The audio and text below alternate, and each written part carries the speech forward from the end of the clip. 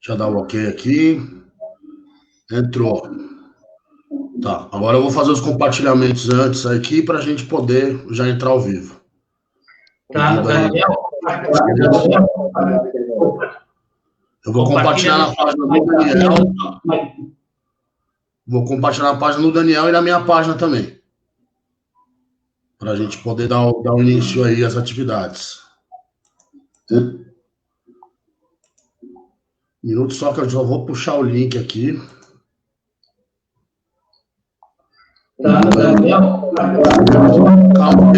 Calma, gente. Eu vou puxar só o link aqui, já tá no ar, tá? Eu tô puxando o link da página do Ayrton agora. Tô copiando, tá? Eu vou jogar agora no meu Facebook e no Facebook do Daniel Fernandes, tá bom? Tá? Um minutinho só que a gente já começa o debate. É coisa rápida.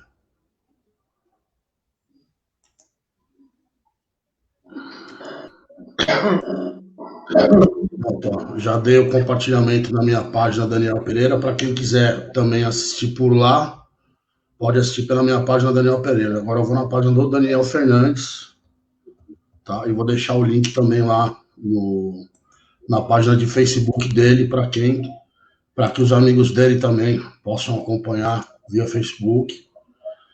E a partir também do início do debate, eu vou dando os compartilhamentos para o nosso pessoal, para a turma que costuma receber o link inbox. Ali também já está na página do Daniel Fernandes, 3 pessoas assistindo. Vamos lá, senhores? Pode começar? Vamos lá, Daniel. Vamos lá. Boa noite, senhoras e senhores, bem-vindos a mais um Debates Possíveis com Ayrton Batista, seu segmento de debates, condutas, dialética, conhecimento científico e inerências do município de Atibaia, tudo isso via internet na segurança de seu lar em tempos de pandemia. Conosco, o dono da coisa toda, nosso membro fixo, Ayrton Batista, pré-candidato a vereador pelo PDT, na cidade de Atibaia. Ayrton, boa noite, por favor. Boa noite. Boa noite, Daniel, obrigado. Vamos conversar sério hoje.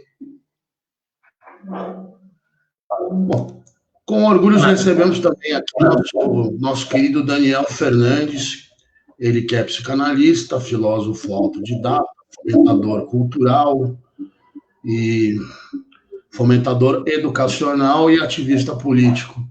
Também membro do PDT, do Partido Democrático Trabalhista. Daniel, é uma honra tê-lo aqui, um prazer. A gente tem procurado investigar o município com as melhores mentes e receber você aqui é um orgulho muito grande para a gente. Boa noite, por favor.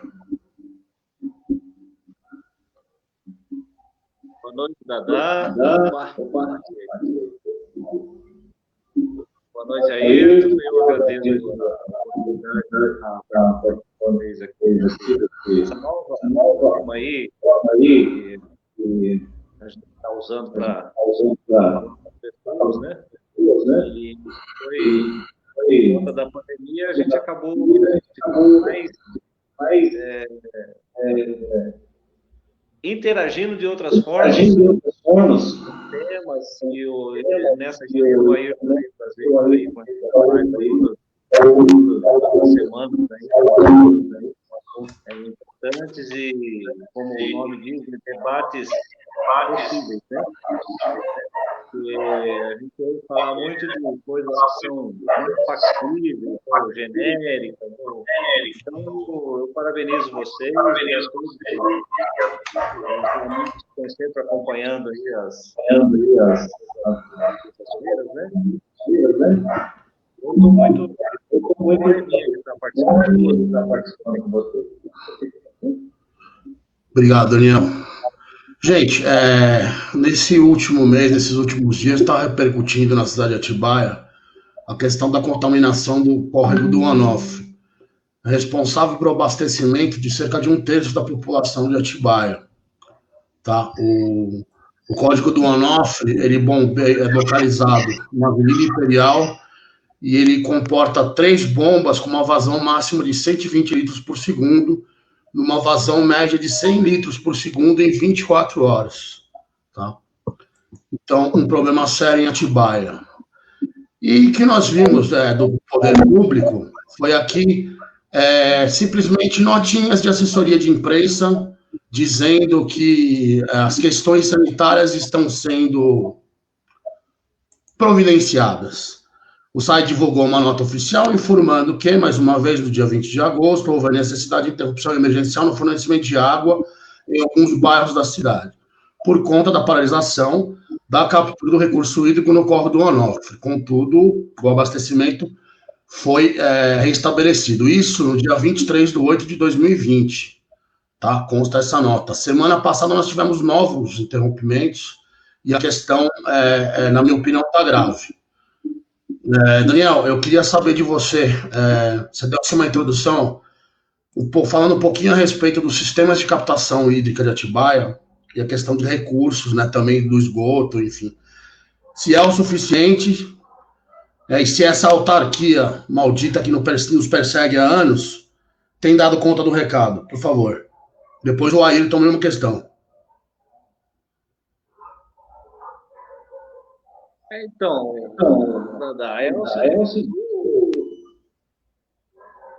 essa situação de sistema hídrico de Atibaia, dessa parte do córrego, ela é nova, né?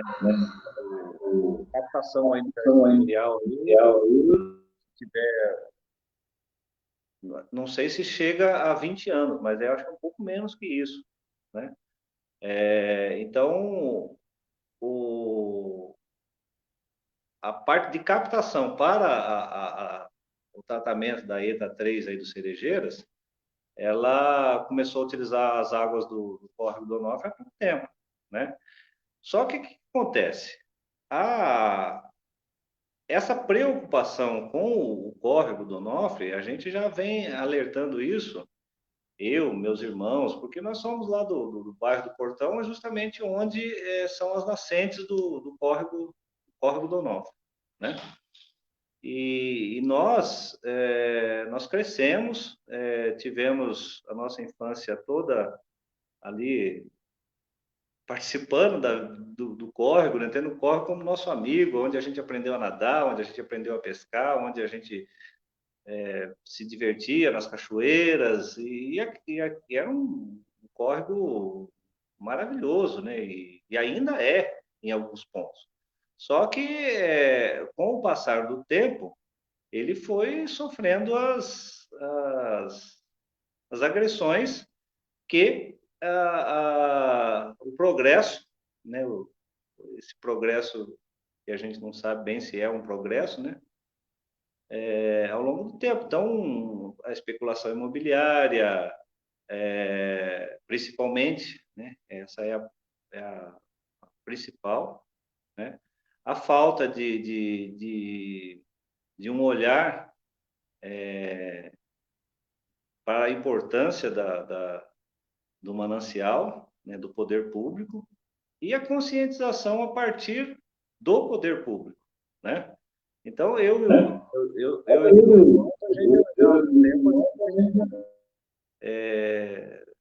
preocupado com isso, a gente tem trabalhado, e mais alguns amigos aí, nessa conscientização. Então, o que acontece hoje? Essa situação colocada hoje aí da contaminação, né? Não vou dizer poluição, porque poluição ele já sofre já há alguns anos já, né? Mas essas contaminações aí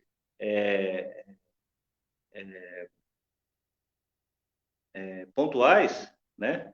Que fizeram com que interrompesse o fornecimento de água, é claro, não tem como, você não sabe com o que está lidando, não tem ainda a análise para ver qual é o elemento químico, né? Se está vendo a mortandade de peixes, né? Mas o importante mesmo, o Dadá e Ayrton e quem está nos assistindo, né? É que isso aí, infelizmente, eu não estou querendo ser, e longe de mim ser alarmista, né? A gente, como eu disse, a gente fala com propriedade porque a gente está trabalhando nisso há muito tempo, né? isso é só o começo, tá? Infelizmente, tá? Por quê? O que aconteceu aí é que o córrego, ele está saturado. Ele já não tem mais capacidade sozinha de regeneração. Então, qualquer agente químico, né, que for ele receber, ele não tem mais a capacidade, por conta de assoreamento, por conta a linguagem técnica é corpo coletor. Ele não tem mais capacidade de diluir isso e para que o tratamento seja seguro. Então, é claro, a empresa que faz o tratamento, ela, para evitar um mal maior, então interrompe, vamos ver o que está acontecendo, só que o que passou sem ser tido tempo de ser analisado, né? Isso aí passou, está na caixa d'água, as pessoas não sabem. E hoje eu tive conversando com umas pessoas lá em loco, no bairro mesmo, e aí as coisas acabam indo para um outro lado, né? Que nem eu fiquei sabendo lá que um galão de água lá de 8 reais foi para 20 reais, né? E estão com dificuldade de abastecimento. Então, e as pessoas, alguns, tudo bem, tem dinheiro, pode comprar, mas tem muita gente que não tem, né? Tem muita gente que não tem dinheiro para comprar o galão de água para beber. Então, toma água da torneira mesmo, né? E aí, como é que faz? E essa falta de transparência, né? Principalmente dizer, olha, nós estamos fazendo a interrupção, estamos investigando, já fizemos a comunicação, as denúncias, isso eu acho, isso é óbvio, isso faz parte da burocracia institucional. Mas precisa de uma integrado, né? Com os responsáveis e resposta objetiva para o povo. Precisa de uma providência mais incisiva. Sim, você está lidando água, o principal elemento da vida. A água, as pessoas não se deram conta que a água tratada e distribuída, ela é um produto alimentício. Eu acho que o primeiro produto alimentício. E a empresa que fornece esse produto alimentício é uma empresa pública, né? E que você não tem concorrência, né? Se você pode verdade, deixa eu só... água, mas lavar para você usar em casa, você não tem, você tomar banho em casa, né? Deixa eu só botar o Ayrton na brincadeira aqui, porque ele é um morador da Chácara Brasil e eu também morei na Chácara Brasil durante 20 anos da minha vida. E quem mora na Chácara Brasil sabe da incapacidade desse poder público atibaense de se prover todos os sistemas necessários de um saneamento básico decente, né? A Chácara Brasil ainda hoje é um lugar que ainda necessita de fossas e poços, né? A maioria do seu território para que possa ser abastecido desse bem tão vital. Então, você andou aí pelo bairro, o Código Norte é próximo aí, ó, você mora. Eu queria que você desse a sua impressão aí de morador, se você andou por aí, conversou com as pessoas, para poder passar para a gente um quadro. Muita gente, às vezes, está aqui no centro, a gente não tem esse quadro geral do que realmente afetou na vida do morador. Eu queria que você passasse essa impressão para a gente, por favor. Bom, não só como morador aqui da Chácara do Brasil, mas como presidente da associação aqui da minha gleba, a gente recebe pedidos de ajuda, e não é de agora. Há cerca de 4 anos que a gente vem tentando, junto à prefeitura, que eles consigam aprofundar novamente o córrego do Onofre. Deixa eu começar lá do começo. A gleba 7 da Chácara Brasil, essa gleba que fica na parte mais alta, foi a última gleba a ser incorporada com o empreendimento de lotes. Houve uma época aqui em Atibaia, o Daniel, que é morador mais antigo aqui, vai lembrar do seguinte: houve ali uma retirada imensa de volume de terra que foram colocados na beirada do córrego do Onofre, mais ou menos no começo da Avenida Brasil, até aqui na entrada do Jardim Imperial. Para quem está do outro lado, é tipo assim, entre o frango assado e o acesso da Avenida Imperial. Esse lado direito da Fernão Dias, ele todo pertence à minha gleba, e eram terrenos que tinham ali áreas de várzea, porque a água, quando enche, vai para a várzea e tal, isso traz alimentação para o rio, ou seja, os peixes continuavam vivos. Só que houve uma certa época aqui em Atibaia que houve um problema de chuva muito sério, ao ponto de inundar a cidade e ser dado como calamidade pública. Ou seja, além desse problema natural, desse excesso de chuva que houve, toda essa terra depositada, mais ou menos 6.000 caminhões, caíram dentro do córrego do Onofre. O córrego do Onofre, que tinha 4 metros em média de profundidade, hoje ele tem 1 metro. Todo ano, a população que mora à margem do córrego do Onofre são chácaras com IPTUs caríssimos, que ficam na estrada do Tupinambás, à frente, e a traseira para o córrego do Onofre. Elas sempre inundam boa parte dessas chácaras, chegando aos moradores terem que construir suas casas, suas áreas de lazer um pouco mais para cima.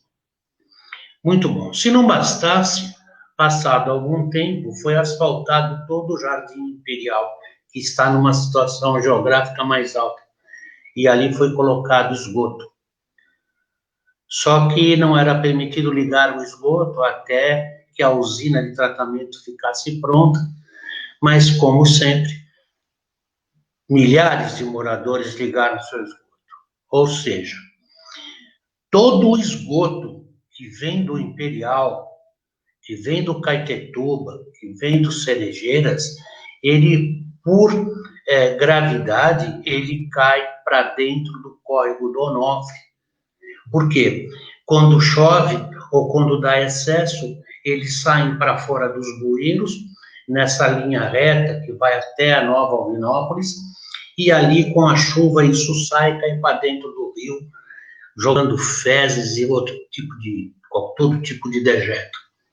Se não bastasse, há cerca de uns 3 meses atrás, a fábrica de airbags da Toyota pegou fogo e acabou a perda total na fábrica. E muito plástico, muitos gases, muitos produtos de plástico que suportam esses gases, esses plásticos que salvam vidas. Já houve até reclamações, às vezes, que esse gás é muito perigoso. Isso, com os bombeiros chegando e tudo mais, tudo foi para dentro do rio. A CETESB fechou uma outra empresa aqui que jogava seus resíduos químicos de plástico também no córrego do Onofre. A CETESB é um órgão estadual e ela, por questões de denúncia, veio, analisou, fechou a fábrica, informou todos os setores da prefeitura da situação e fez o trabalho dela. Agora a fiscalização deve ser da prefeitura e dos canais competentes. Muito bem, essa fábrica continua funcionando de portas fechadas e derramando produtos químicos no rio. Pergunto para vocês que estão nos assistindo, algum fiscal foi lá olhar e multou a firma de novo? Ou algum fiscal foi lá e recebeu alguma propina? Se não bastasse, aqui na esquina da Avenida Imperial está sendo feito um aterro no lugar onde era lugar de várzea, que não tem o mínimo de respeito pela lei, inclusive orgânica do município. Nós já conversamos uma vez com o Beto Trícolo, e ele explicando que algumas áreas de APP, que são as áreas de preservação permanente, que são as beiradas dos rios, riachos e córregos, devem ter um limite para ser respeitado. Esse aterro que está sendo feito aqui, além de não respeitar sequer 1 centímetro, arrancou todas as árvores, subiu o terreno quase 3 metros de altura. As próximas chuvas no verão, elas inundarão a Chácara Brasil de uma tal forma que nós vamos ter perdas sensíveis, materiais. Tomara que não perdas humanas. Por que eu falo em perdas humanas? Nessa mesma rua, que é a Estrada dos Tupinambás, que margeia o rio, existe um condomínio com 20 casas. Casas de pessoas simples, como todas as pessoas do meu bairro, 20 casinhas. No fundo, existe um grande muro de uns 6 metros de altura. Na última temporada de chuva, 11h30 da noite, alguns vizinhos tiveram que correr lá, porque o córrego começou a encher e ultrapassar o rio e atingiu pelo menos, são 10 casas de cada lado, atingiu pelo menos as 4 primeiras, com quase meio metro de água dentro da casa. A Defesa Civil esteve aqui, deu todo o apoio possível, porque pessoas são pessoas. Entidades governamentais são outra coisa. Então, as pessoas que aqui tiveram tentaram ajudar o máximo possível, mas nenhuma obra foi feita. Nós temos proprietários nessa rua que cederam parte da sua propriedade para que a prefeitura possa fazer ali uma canalização ou entrada de máquinas para poder desassorear o rio. E alguns outros poucos jogam os seus próprios dejetos de suas fossas cheias lá. É um caos, porque o Jardim Brasil aqui na Gleba 4, isso que fica entre o Frango Assado e a entrada do Imperial, para todo mundo entender, que é o início da Avenida Brasil ali para cá, ele é uma ilha de descaso há muito tempo por parte da prefeitura. Todo o nosso entorno tem esgoto, todo o nosso entorno tem água encanada, todo o nosso entorno tem asfalto, menos aqui. Conversando com técnicos da DAR e Daniel, existe uma questão chamada política geodésica, que é a seguinte coisa, muito feita pelo seu SCAF, né? Muito feito também pelo dono do PSD, que tem origem na especulação imobiliária, dono de imobiliária há muitos anos, lá em São Paulo. A política geodésica trata de deixar tudo abandonado, para que se deteriore ao máximo, que se perca valores dos imóveis, de tal forma que você vai lá e compra tudo barato. A partir de que você compra tudo barato, todas as melhorias acontecem de acordo com a prefeitura local. E aí o que era muito barato e abandonado torna-se extremamente caro e de alto luxo.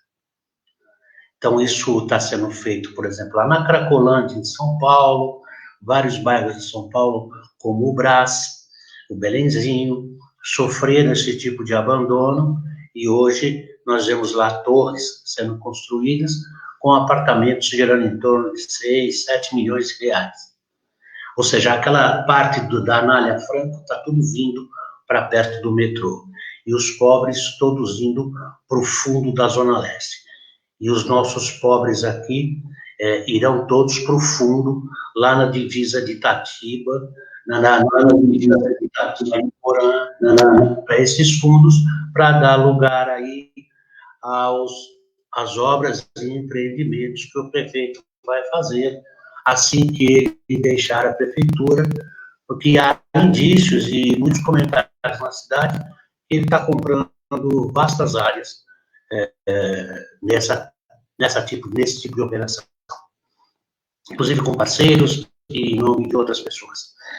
Eu não posso acusá-lo oficialmente, mas se caso cheguemos à prefeitura, nós teremos que rever todos os contratos até então feitos nos últimos 8 anos e, inclusive, vasculhar aonde foi e onde está indo tanto dinheiro da cidade. Beleza, Ayrton. Deixa eu dar uma boa noite aqui pro pessoal. Solange Augusta, Dinéia Prado, obrigado, gente, boa noite. Gabriela Viana, Fábio Lopes, Margarida Maria, Josi Lima, Renatão Bacelar com a gente, Lucinei Pascolini, Anéia, Dinéia Prado está aqui com a gente, Érica Dilon, obrigado. Bastante pergunta aí pro Daniel, enfim. A gente vai procurar responder aqui na medida do possível, né, para garantir também o cumprimento da nossa pauta. Porque é uma temática abrangente, enfim, a gente... Então, se a gente não conseguir responder tudo, eu peço desculpa já de antemão, mas a gente vai tentar responder na medida do possível e encaixar também as dúvidas, né, do pessoal que está assistindo a gente na nossa pauta. Daniel, a gente teve um avanço nos anos Beto Trícoli e Denig nessa questão ambiental em Atibaia, que foi alguns avanços em relação à lei de utilização do solo. O plano diretor a gente não conseguiu, infelizmente, avançar para tornar ele uma política permanente, enfim, ele ainda é passível de alguma mutação, enfim. Nós temos aqui em Atibaia a captação em 3 pontos de água. Tá? No rio Atibaia, a captação no córrego do Onofre e a captação no córrego dos Pintos, que é ali mais para perto do Clube da Montanha, que é uma captação menor, ali é apenas uma bomba com uma vazão de 11 litros por segundo. Você não acha contraditório, Daniel, a gente ainda prospectar água onde a gente joga o esgoto ao mesmo tempo? Porque a gente também joga esgoto no rio Atibaia e também no córrego do Onofre. E a gente trata muito pouco no esgoto. A quantidade de tratamento de esgoto que a gente tem em Atibaia é irrisória. Eu acho que não chega nem a 15% de todo o esgoto tratado. Apesar da gente ter tido alguma evolução, e eu acho justo falar que nos anos Beto Trícoli essa questão teve alguns ganhos, algum avanço. Você, como era da Defesa Civil ali, fazia esse trabalho, você conhece bem essa cidade. Como é que a gente pode ajustar essa questão, Daniel? De ampliar as sistemáticas todas, né, de saneamento básico, de captação de água e vazão de esgoto, né, para que a gente continue saindo dessa contradição. A gente está na contramão da história, a gente ainda está jogando lixo onde a gente pega água. E outra coisa relacionado a esse sistema autárquico do SAI, porque isso me soa, essa autarquia me soa como uma grande carteirada para se eximir de qualquer responsabilidade pública. Como é que você enxerga isso? Por favor. Ayrton, você está pedindo a palavra, Ayrton? Vai você ou vai o Daniel? Vai você, então. Você está pedindo a palavra, vai o Ayrton um pouco, não. Aí depois o Daniel. É um detalhe só, em cima disso que você falou. Por exemplo, o SAI, na verdade, é o que você falou mesmo. É uma empresa que foi contratada pelo poder público, empresa privada, e que vem tocando aí o que a gente imagina tudo. Mas existe um grande nó aí, Dadá e Daniel. É que existe uma segunda empresa chamada Atibaia Saneamento. Quando você vai lá no site, o SAI diz que ele é responsável apenas pela fiscalização, é responsável pela cobrança das tarifas, pela determinação do valor das tarifas, mas a construção, a manutenção é feita via ele para uma empresa chamada Atibaia Saneamento. Eu acredito que seja do próprio grupo, da própria turma, mas juridicamente isso dá margem a você, quando for processado, dá um nó. Isso dá margem quando você for responsabilizado por um tipo de problema de saúde sério, você deu um nó. E isso daí vai de encontro à tal da carteirada que o Dadá acabou de falar. Eu estive com a superintendente do SAI, pedindo esgoto para a minha região. Me prometeu para 2021, agora, aqui no meu bairro. Explicou os problemas, ela e um técnico junto. A gente tem lutado muito aqui, como o menino aqui que está tentando falar com a gente, que está lutando também lá pelo bairro do Portão, o Nando Silvestre, todo mundo lutando para manter esse córrego. Rio não pode ter esgoto. Em nenhum lugar do mundo tem. Só temos isso aqui, essa consciência idiota no Brasil, que é jogar esgoto no rio, fazer queimada no quintal, porque nós temos um ar maravilhoso e detemos quase 50% da água potável do mundo. Entendeu? Enquanto todo o resto do mundo se vira com 50% de água potável, nós aqui no Brasil temos a mesma quantidade só para nós, só que em lugares distantes. Então, as pessoas não respeitam. É como lá em Mato Grosso, é como uma manga joga no chão, nasce um pé de manga. Aqui a gente come uma pitanga, joga aqui no chão do jardim, nasce um pé de pitanga. As pessoas, principalmente a partir do poder público, deviam ser mais responsáveis, pararem de iludir a população e criando empresas que são das próprias empresas para assumirem qualquer tipo de problema jurídico no futuro. Isso é ilegal. Isso é ilegal. Isso... Desculpa. Tá certo, Ayrton. Não, tá certo. Boa sua intervenção. Acho boa. É bom você dar esse ponto de vista. Agora eu queria ver do Daniel o ponto de vista mais técnico sobre essa questão da expansão da sistemática de saneamento básico Atibaia, tanto na parte técnica, na parte física. O que foi feito, qual foi o ganho que a gente teve, qual foi a perda também nesses últimos 8 anos que a gente teve uma gestão de prefeitura que simplesmente ignorou isso. E falasse um pouco também dessa relação da autarquia do SAI, né? O que isso gera. Por favor, Daniel.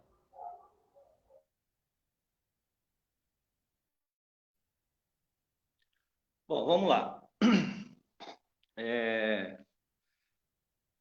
Vamos dividir aí em duas colocações, né? Primeiro, sobre a questão jurídica da autarquia ou empresa de saneamento. Sempre tem algumas, já não é de hoje que tem algumas confusões, e se para a gente que está um pouco mais próximo já é difícil de entender, imagina então para o povo, né, que não sabe nem o que é uma autarquia e quanto menos vê tudo como prefeitura, como poder público, né? Houve uma mudança aí jurídica, e é isso que fica difícil da gente compreender. Houve uma mudança para o SAAI para ser uma companhia de saneamento, deixando de ser autarquia para poder estabelecer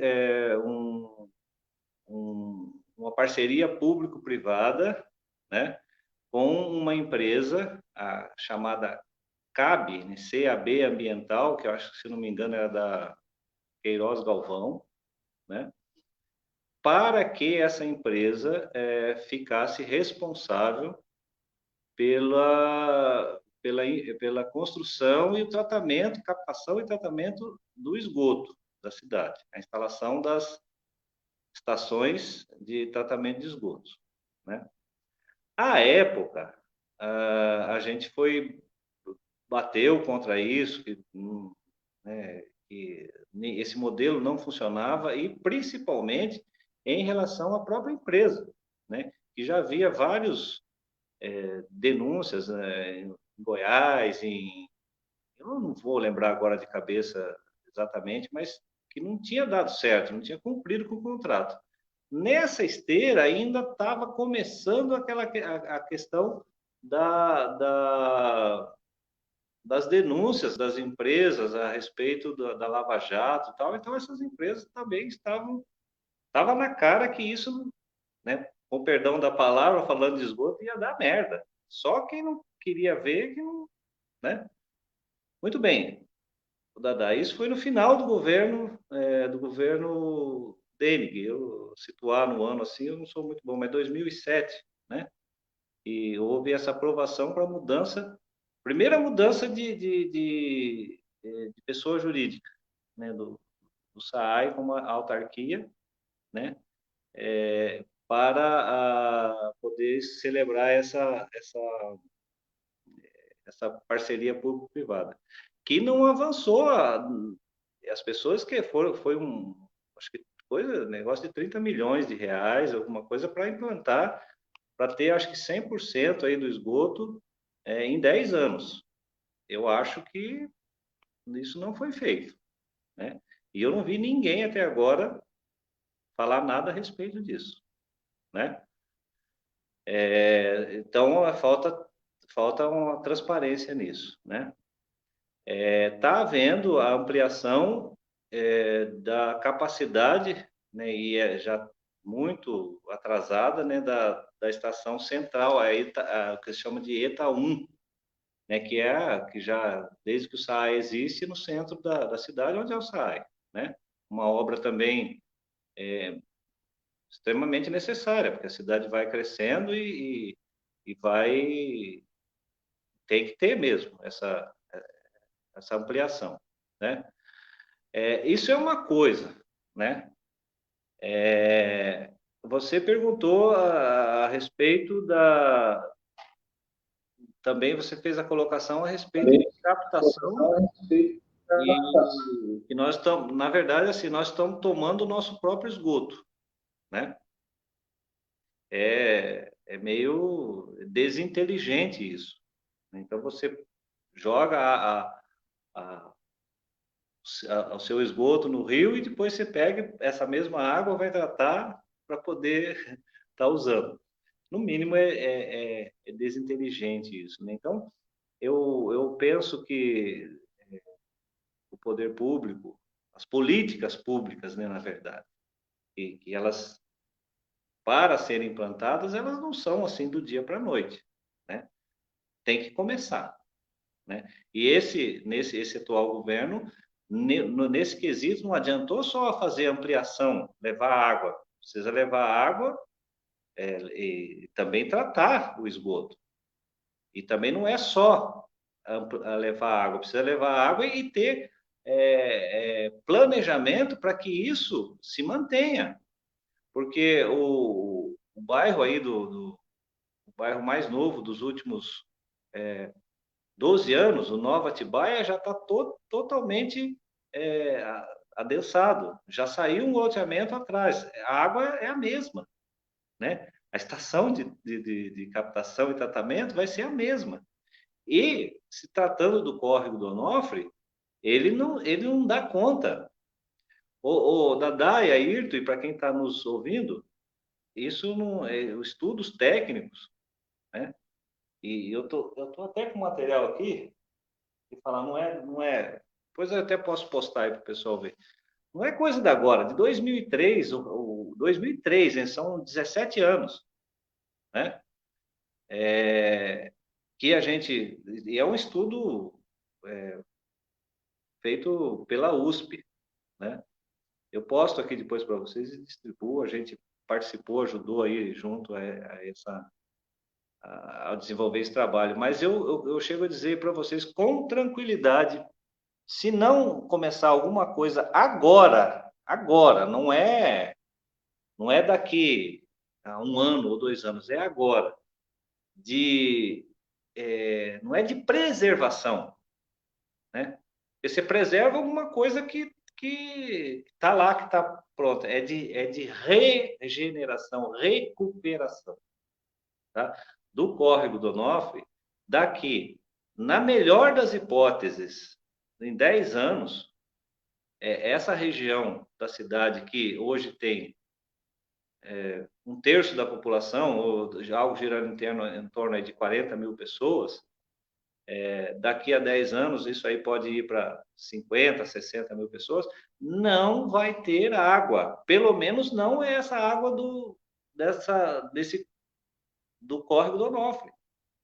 Como é que vai fazer? Vai pegar a água do Rio Atibaia, tratar aqui, daqui bombear para jogar lá no reservatório das Cerejeiras? Né?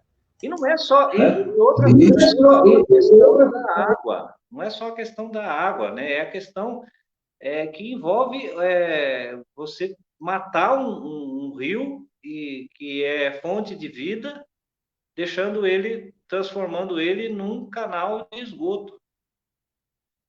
Eu vou repetir.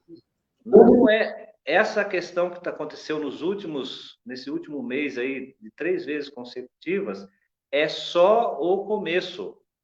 Isso é só o começo, tá?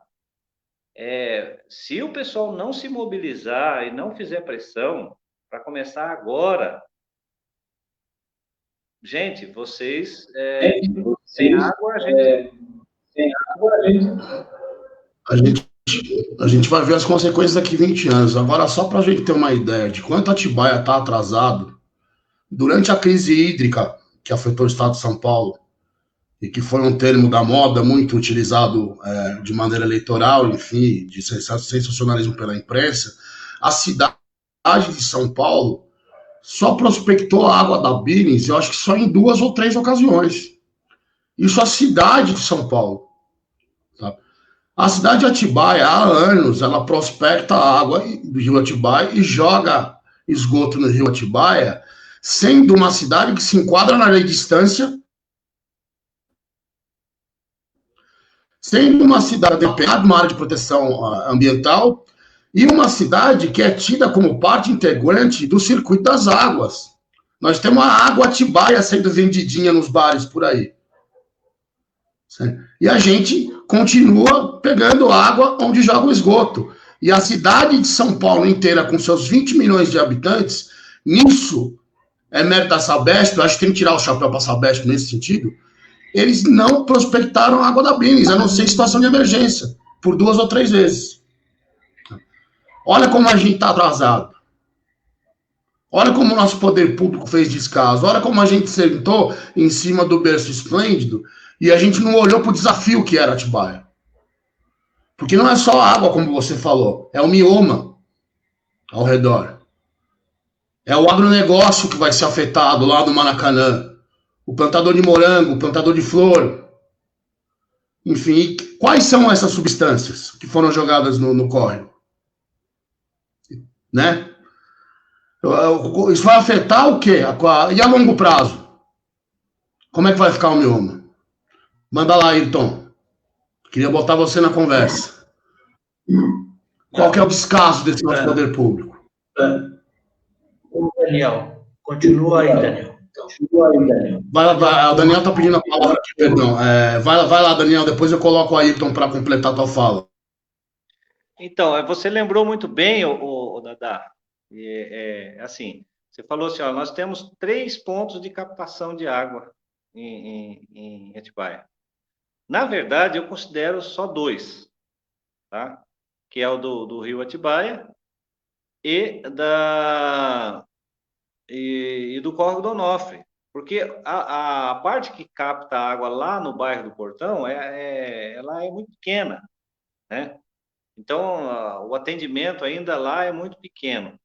Precisa ser ampliado. Mas isso aí foi uma experiência muito positiva. Embora a luta demorou 20 anos para a gente conseguir ter água na torneira, né, tratada, foi de 2000 até agora pouco, né? Inclusive tem até um material aí que a gente fez, aí depois a gente vai disponibilizar para o pessoal. Então são 2 pontos, assim, para a grande população, são só 2 pontos de captação de água, tá? E um é totalmente dependente, presta atenção nisso que eu vou dizer, né? Você lembrou muito bem. A água que a gente capta do rio Atibaia, nós somos totalmente dependentes do sistema Cantareira. Então, da crise hídrica que teve, e era uma coisa impensável, né? Quando você olha para o sistema das represas de Nazaré, de Bragança, de Piracaia, eu nunca na minha vida eu podia imaginar que eu ia ver aquilo seco. Ninguém poderia imaginar que ia ver aquilo seco, seco, seco. E aconteceu. E se aconteceu uma vez, pode acontecer de novo. A natureza está aí, né? Ela não depende de nós, né?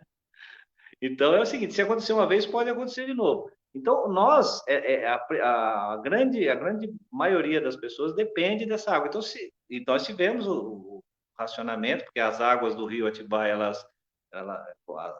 o fechamento da represa, ela diminuiu, porque ela é abastecida pelo rio Cachoeira, né? E pelo rio Atibainha. Então, ela também diminuiu. Então, nós tivemos racionamento aqui, as pessoas esquecem muito rápido dessas coisas, né? A nossa água que nasce dentro da nossa cidade mesmo, só, que depende só de nós, além do córrego do Onofre, nós temos alguns córregos menores aí, o da Folha Larga, do Campo Largo, né? O do Itapetinga, que são as nossas subbacias à margem esquerda, né? Do rio Atibaia, né? Então, você veja bem, a margem direita nós não temos, nós só temos o que vem do rio Cachoeira e do Atibainha. Então, o que eu quero dizer com isso? Que a única água nossa mesma, que ela nasce dentro do nosso município e a nascente e a foz é dentro do nosso município, são as águas do Córrego do Norte, tá? Aí tem também o do Campo Largo e os outros, mas são um pouco menores, né? Então, se a gente não cuidar dessa... E, olha, ele está sendo responsável por mais de 1/3 da cidade, né? Então, se não houver esse olhar, esse cuidado, o sistema Cantareira, se entrou em colapso uma vez, ele pode entrar em outra novamente, né? E nós temos o nosso córrego, que ele precisa, ele ainda tem salvação, né? Eu vou repetir para quem entrou agora, isso que aconteceu nesses últimos dias, nesses últimos meses aí, eu costumo dizer assim, o que acidente acontece, claro, acontece. Aconteceu o acidente lá o Ailton citou aí, acho que da fábrica lá que produz uma autopeça no bairro do Rosário. A gente não sabe, né? Até hoje não tem notícia do que foi muito, ela margem do córrego ali, né? Houve a construção de todo aquele sistema ali do outlet, toda aquela que é importante para a cidade, mas ali foi canalizado um trecho grande. A gente não sabe né? Se não está canalizado, você não consegue ver. Você só vai ver depois o que acontece. Mas o que as pessoas precisam saber e quem é responsável por isso, eu não estou falando de esse ou daquele, não, né? Eu acho que tem que ter uma integração, tá? Todos nós somos responsáveis, mas os responsáveis legais a prefeitura com seus órgãos e departamentos de meio ambiente, defesa civil, né? De fiscalização, o desenvolvimento econômico, né? Pelo lado do Estado, a CETESB, a Polícia Ambiental, né? Então, e o próprio SAAI, que o SAAI é quem vende, quem produz, é a nossa indústria, a nossa principal indústria alimentícia, é o que produz água, né? A matéria-prima é a água.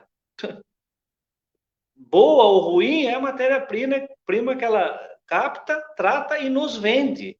E não é barato, né? Então, gente, falar do córrego do Onofre é isso, é tratar daquilo que é só nosso, é da nossa cidade de Atibaia. Tudo bem que ele abastece a jusante, né? O rio Atibaia, né? Que é depois da parte de captação, e ele vai ajudar a abastecer as outras cidades que ficam abaixo aí do rio. Então, e depois a bacia do Piracicaba, né? Eu acho que houve de uma maneira geral, esse governo que está terminando aí, ele foi muito míope, para ser bastante sincero, né? E elegante sobre as questões ambientais, né? Por quê? Porque é o reflexo de quem está no poder, né? Se você tem uma filosofia de que progresso é asfalto e derruba o mato, atrapalha, mete aterro e transformar a cidade num grande empreendimento imobiliário, isso é desenvolvimento econômico, desenvolvimento. Sinto muito, mas está bem atrasado e não é essa a visão que a população quer, não. Tá, isso aí. Maravilha, Daniel. Daniel, então eu e o Ayrton aqui, durante esses tempos que a gente fez aqui esse segmento de debates possíveis, eu acho que a gente ouviu grandes mentes da cidade, a gente teve a oportunidade de construir coisas maravilhosas, assim, aprendemos muito, desaprendemos muito, né? Porque para aprender é necessário desaprender também. E eu acho que uma questão que a gente for claro, que existem políticas dentro do município que elas têm que seguir sendo políticas de Estado, elas não podem ser reféns das urgências das trocas governamentais. Eu acho que a questão ambiental ela se encaixa muito bem nisso. A questão ambiental da cidade, a questão da preservação dos biomas, da exploração dos recursos hídricos, ela tem que ser uma política de Estado, seguir a vocação natural do município, ponto. Enfim, fomos lesados durante 8 anos e vamos ter que pagar essa conta e temos desafios grandes para os próximos 20 anos nessa questão. Aí, então, como você enxerga esse desafio da questão ambiental, da questão da ampliação da sistemática de saneamento básico, da exploração dos recursos hídricos da cidade para os próximos 20 anos? Quais são os nossos desafios? Nosso primeiro desafio é a conscientização de parte da população quanto ao descarte de lixo, né? E de trecos também, né? Porque também com essa pandemia, aquele pessoal que cata treco na rua, sofá velho, colchão, esse pessoal não tem passado. Então, esse pessoal não tem passado por causa da pandemia, porque eles ficam doentes, mas o pessoal que quer gari passa 3 vezes por semana aqui, coitado. Esses aí não tem problema, né? São absurdos. Nós temos uma cidade na mão de meninos, eles acham que estão brincando de Playmobil. A verdade é essa. Eles estão arrumando aonde eles estão morando. Eles estão arrumando aonde o titio que ele gosta mora. É molecagem o que estão fazendo com a população do Imperial, Catetuba e Cerejeiras. Tem criança lá tomando água com fezes. E ele vai inaugurar uma escola com o nome dele. Num cinismo atroz. Como se a gente não tivesse na cidade educadores, artistas, à altura. Aqui no Córrego do Onofre, no nosso pedaço, eu acho que nós precisaríamos fazer aquilo que nós já vimos conversando em várias lives. Dar muita atenção ao urbanista e fazer com que o engenheiro cumpra determinadas funções que o urbanista pense. Então, por exemplo, aqui no Córrego do Onofre, é a parte mais baixa do meu bairro. E, na verdade, todos os bairros que margeiam ele, lógico, o rio corre na parte mais baixa de todas as cidades. Nós deveríamos ter, já há muito tempo, isso extremamente simples de fazer, um encanamento de esgoto que viesse lá do outlet, onde tem essa parte onde ele foi represado, um encanamento para receber esgoto que viesse paralelo ao rio e que descesse até o Nova Atibaia. Isso é uma obra extremamente simples, só que é uma obra que vai ser tapada e vai ficar debaixo do chão. E o que acontece? Obra debaixo do chão, madame não vê. Obra debaixo do chão, o menino que não tem noção nenhuma do que fala, não tem o que ver para falar que está bonito. Então ele fica elegendo zelador de prédio, em vez de eleger uma pessoa que entenda de gestão pública. Olha o absurdo. Nós temos um vereador, eu quero até nem falar o nome dele, para não falar que é maldade, que essa semana vinha pedindo ajuda no Facebook para um abaixo-assinado para proteger o Córrego do Onofre. Eu me senti um idiota. Como é que pode um cara que está 8 anos na prefeitura, cuja tarefa é fiscalizar, não é verdade? Ele chega no finalzinho desse mandato, vai pedir ajuda para fazer abaixo-assinado para quê? Vai fazer um abaixo-assinado para entregar para ele mesmo? Eu não sei. Esses 8 vereadores, 9 que tem aí na cidade, eles devem ter um certo problema financeiro que os agrada muito. Porque eu não acredito que sejam tão burros. Não é? Aqui mesmo, o outro vereador veio nesse aterro que está sendo feito na esquina do Imperial, que subiu quase 3 metros no chão, e fez uma live ali, tal, uma filmagem. E ali tem uma placa que é a prefeitura que aprovou. Vejam bem. A placa está lá, engenheiro responsável, tal. Licença da prefeitura, número tal.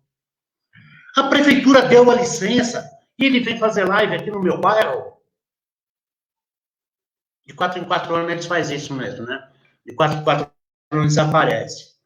O Moriti tem comentado aqui, eu tenho procurado ler, ele escreve bastante, mas eu queria dizer para o Moriti uma coisa. É uma coisa antiga? É. Mas se não fosse o antigo prefeito Mário Covas, lá da cidade, governador Mário Covas, o pai, o velho, ter feito o Complexo Cantareira e ter mudado a água da nossa cidade, a cidade de São Paulo já estaria morta. Já estaria pegando água, sabe Deus da onde, lá de Presidente Prudente. Na região de Americana, Campinas, não existe uma represa sequer. Nós, o José estava comentando aqui, que o Rio Atibaia também desce aí e abastece lá Campinas. Não existem represas nesse estado.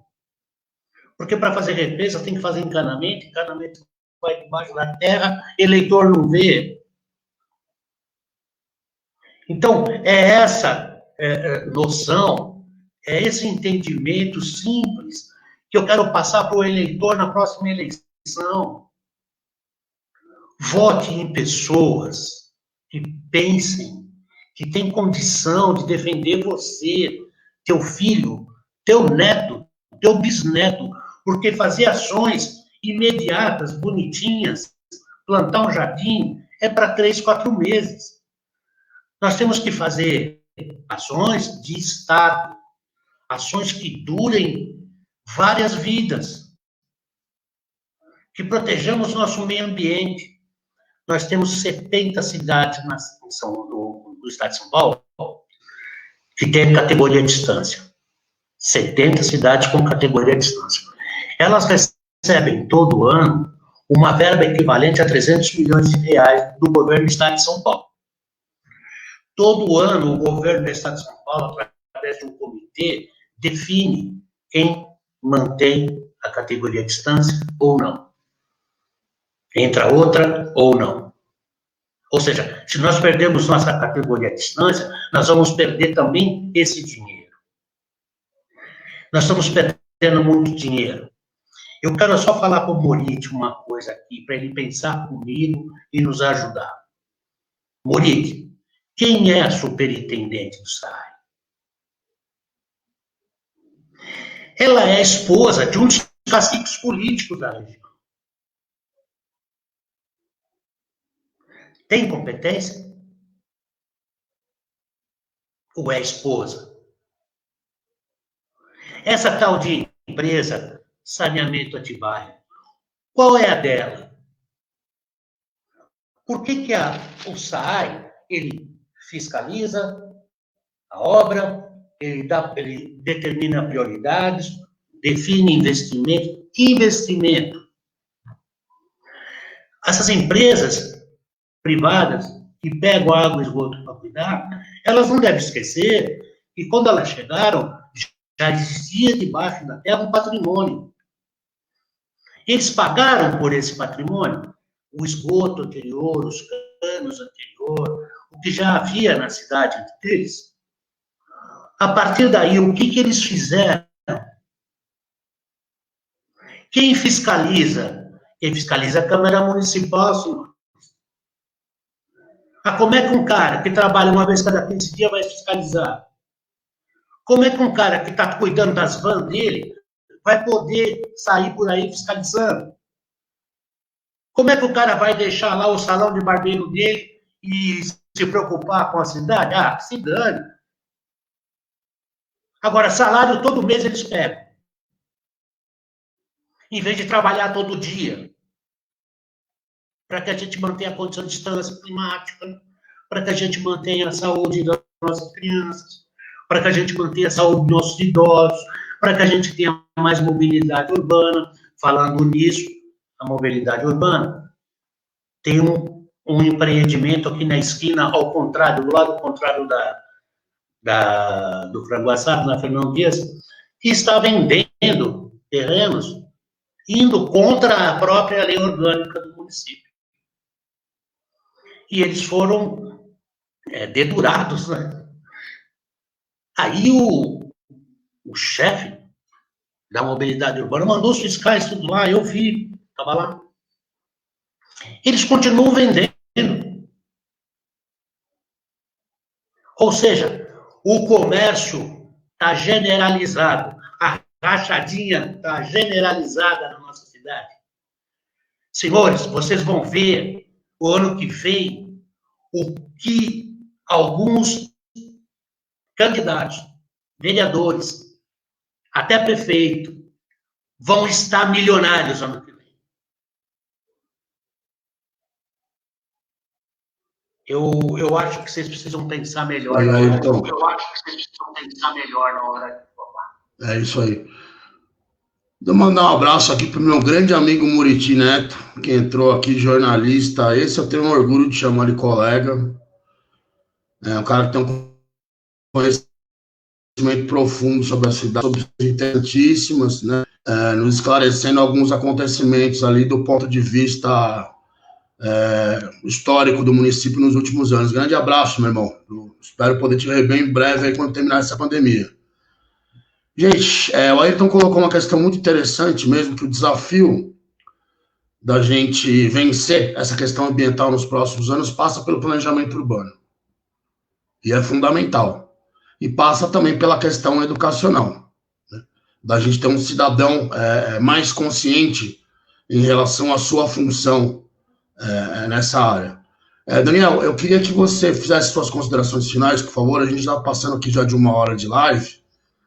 Enfim, e também abordasse também essa questão que o Ayrton abordou, de quais são os desafios ambientais da cidade nos próximos anos e como a gente pode ser propositivo com relação a isso. Emendando já, por favor, com as suas considerações finais. Vamos lá?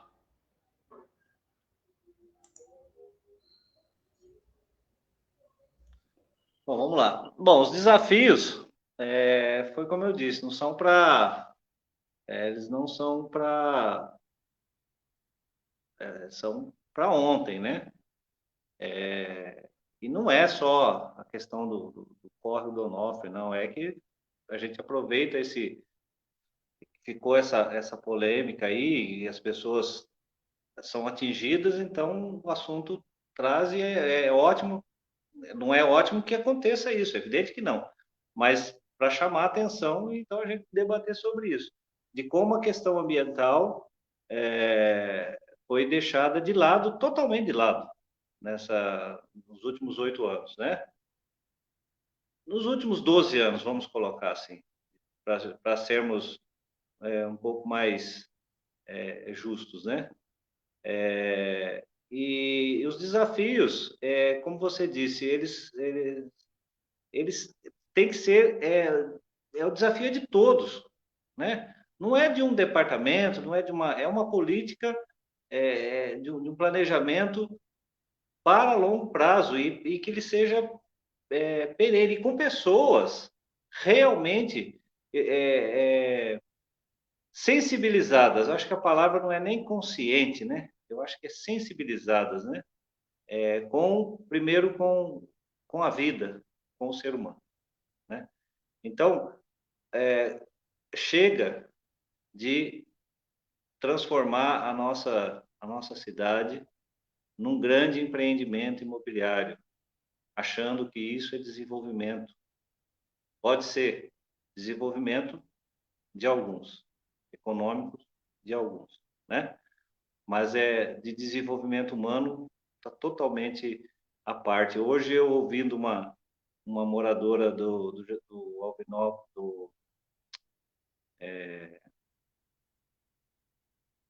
como é que é o nome, meu Deus do céu?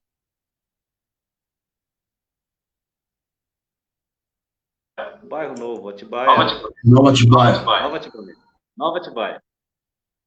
Nova Atibaia. Né? É uma líder comunitária lá, a Daniela, é o nome dela. E ela falou, olha, eu morava em São Paulo, quando sonhava em vir morar aqui na cidade de Atibaia, quando era criança eu vinha para cá, surgiu a oportunidade, quando surgiu esse novo loteamento, a gente comprou e eu vim naquela esperança de uma qualidade de vida e eu estou me deparando aqui com o que eu já tinha lá, né? Então, essa ilusão, né, do que se vende, que a gente acha muito bonito, vê na televisão, né, nas grandes campanhas aí, a cidade linda, florida, e não sei o que, é bonito, claro.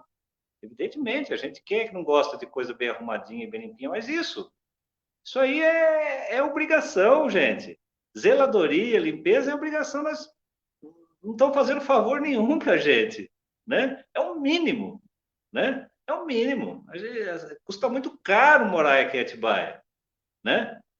E então é o mínimo que a gente espera de um bom zelador, né? Então nós não precisamos de zeladores, nós precisamos de zeladores, nós, Tá certo, Daniel. com todo respeito aos zeladores, né? Mas nós precisamos de pessoas com mais sensibilidade do ser humano. E falar do ser humano é falar da vida, e falar da vida é falar de meio ambiente, falar de meio ambiente é falar da água. Tá? Então, se não tiver essa visão, tiver essa sensibilidade, desculpa, mas está totalmente fora do contexto do mundo. Tá? As empresas, todo mundo aí fora aí que compra os nossos produtos, as nossas já estão com esse olhar aí para quem não trata com carinho o meio ambiente. E se a gente tiver uma oportunidade de falar sobre isso aí, que é outro assunto, mais sobre a água, porque a água é um negócio que me deixa bastante, porque a gente dedicou muito tempo a isso.